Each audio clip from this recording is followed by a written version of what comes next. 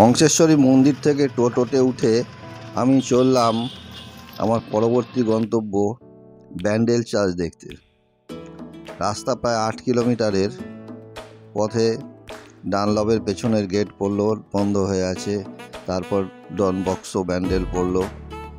এই করতে করতে আমি মিনিট 20-25-এর মধ্যে পৌঁছে গেলাম Bandel church, Bandel basilica.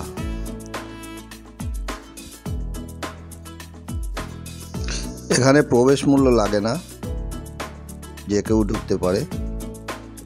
Bandel church বা ব্যান্ডেল গির্জা পশ্চিমবঙ্গের প্রাচীনতম খ্রিস্টান গির্জাগুলোর একটা।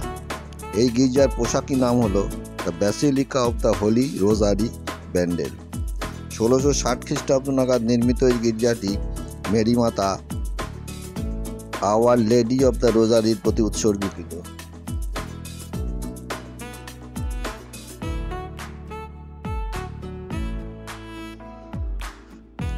ষোড়শ শতাব্দীর মধ্যভাগ থেকে পর্তুগিজরা ব্যান্ডেল শহরটিকে বন্দর হিসেবে ব্যবহার করতে শুরু করে। 1571-এ তারা মুঘল সম্রাট আকবরের নিকট থেকে হুগলিতে একটি শহর নির্মাণের অনুমতি পায়। এখানে বসবাস শুরু করলে তাদের পাদ্রীরা স্থানীয় লোকেদের ধর্মান্তরিত করতে শুরু করেন। 1598 খ্রিস্টাব্দ নাগাদ হুগলিতে ক্যাথলিক খ্রিস্টাবলম্বীর সংখ্যা ছিল প্রায় 5000। এদের মধ্যে যেমন স্থানীয় অধিবাসীরা ছিল, তেমনি ছিল মিশ্র জাতির লোকজনও। 1579 খ্রিস্টাব্দে পর্তুগিজেরা হুগলি নদীর তীরে একটি বন্দর ও দুর্গ নির্মাণ করে এবং অগাস্টিনিয়ান ফ্লেয়ারদের একটি দলের সার্ভিস তালিকাভুক্ত করে। এই দলটি হলো গোয়ার বৃহত্তম ধর্মীয় সংস্থা। পরের বছর ক্যাপ্টেন পেদ্রো তাভারেস সর্বসমক্ষে ক্যাথলিক ধর্মপ্রচার ও গির্জা নির্মাণ করার জন্য সম্রাটের অনুমতি লাভ করেন। এরপর 1599 খ্রিস্টাব্দে ব্যান্ডেল চার্চ নির্মিত হয়। 1632 খ্রিস্টাব্দে মুরেরা হুগলি আক্রমণ করলে প্রথম গির্জাটি ভস্মীভূত হয়। এরপর 1660 খ্রিস্টাব্দে গোমেজ দা সোতো একটি নতুন গির্জা নির্মাণ করেন। মঠের পূর্বদ্বারে এখনও পুরনো গির্জার কিস্টোন বা ভিত্তিপ্রস্তরটি দেখা যায়। পূর্বদ্বারের ওপরে এখনও ফাউন্ডেড 1599 লেখাটা আছে। আর এখানে একটা জাহাজের মাস্তুল দেখতে পাওয়া যায়, তার ইতিহাসটা এইখানে লিপিবদ্ধ করা আছে। কেন মাস্তুলটা এখানে এসছে, কিভাবে এসছে, সেটা এখানে খুব সুন্দরভাবে লিপিবদ্ধ করা আছে।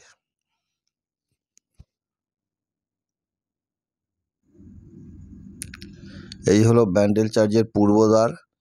এইখানে ওপরে ফাউন্ডেড 1599 লেখাটা এখনো রয়েছে।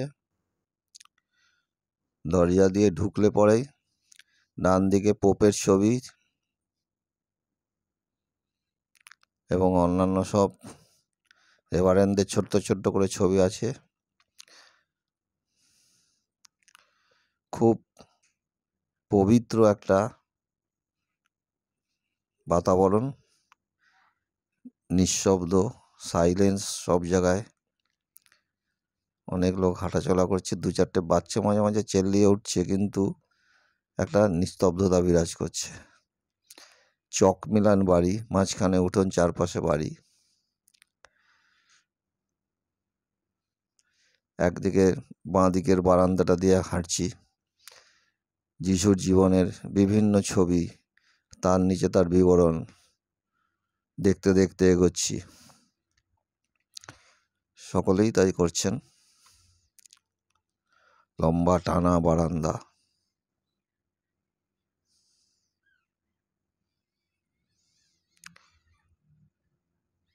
পরিষ্কার পরিচ্ছন্ন, যাকে বলে নিট অ্যান্ড ক্লিন, আর পবিত্রতায় ভরা একদম। ভীষণ ভালো পরিবেশ, ভীষণ ভালো। মনটা অন্য জায়গায় চলে যায়।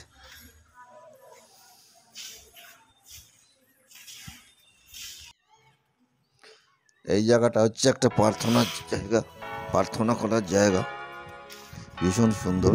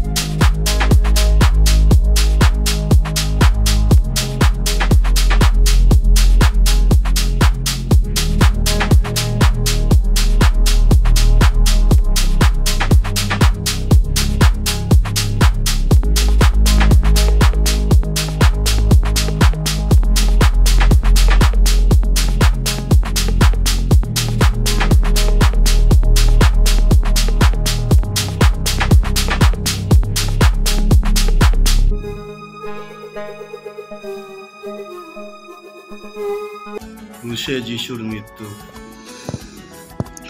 এরপর সব চার্চে যেরকম থাকে এটা প্রেয়ার হল, কিন্তু এক ভদ্রলোক নীল জামা পরা উঠে বললেন এখানে ছবি তোলা একদম বারণ। ভেতরে ঢুকে দেখেছিলাম দারুণ দারুণ দারুণ।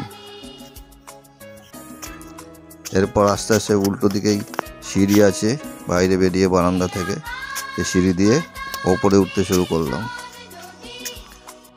ওপর থেকে চারপাশের ভিউটা একেবারে অসাধারণ অসাধারণ। এখানে সবার ওপরে টপ ছাদে একদম। এইখানেও একটা দূরে গঙ্গা দেখা যাচ্ছে, এই যে গঙ্গা দেখা যাচ্ছে, আর গাছপালা একেবারে সবুজ হয়ে আছে এখন বর্ষায়। চারপাশ থেকে ভিউটা ভীষণ ভালো, ভীষণ। এই যে নিচটায় বারান্দাটা দেখা যাচ্ছে, পুরো চারদিকটাই খুব ভালো। এবং সবার উপরে এইখানে ছাদে এইখানেও একটা প্রেয়ার করার জায়গা আছে, এখানে অনেকে বসে প্রেয়ার করছে। তো এইগুলো ছবি তো আমি মেরে নিয়েছি, সেই সময় একজন উঠে বললো এখানে ছবি তোলা বারণ। আমার ছবি তোলা তখন হয়ে গেছিল, তাড়াতাড়ি বাইরে চলে এলাম। এসে গঙ্গার দিকে ওই দূরে জুবিলি ব্রিজ দেখা যাচ্ছে। জুবিলি ব্রিজের একটুখানি এখানে দেখা যায়, খুব ভালো দেখা যাচ্ছে না, কিন্তু এখানে জুবিলি ব্রিজের অল্প দেখা যাচ্ছে। এই যে গঙ্গা,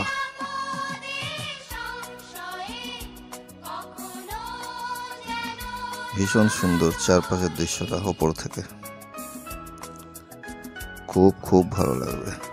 এরপর ওখান থেকে বেরিয়ে এলাম, বেরিয়ে আসার এখানে লেখা আছে রোজারিও মাতা মেরি তোমাকে আশীর্বাদ করছে ভালোভাবে যাওয়ার জন্য। এরপর এসে সেই মাস্তুলটা যে রাখা আছে সেই ঘরটায় ঢুকলাম। কথিত আছে বঙ্গোপসাগর একটি পর্তুগিজ জাহাজ প্রবল ঝড়ের মুখে পড়লে মেরিমাতা জাহাজটিকে রক্ষা করেন। এরপর কৃতজ্ঞতা স্বরূপ জাহাজের কাপ্তান মাস্তুলটি গির্জায় দান করেন। এগুলো সব ওইখানে ইতিহাস যে লিপিবদ্ধ করা আছে সেখানে লেখা আছে, সেটি এখনও সংরক্ষিত আছে। গির্জায় 3টি পূজাবেদী, কয়েকটি সমাধি প্রস্তর, একটি পাইপ অর্গান ও মেরির একটা সিংহাসন রয়েছে। এই যে জাহাজের ছবি পেছনে, আর এই কাঠের মাস্তুল দেখার মতো।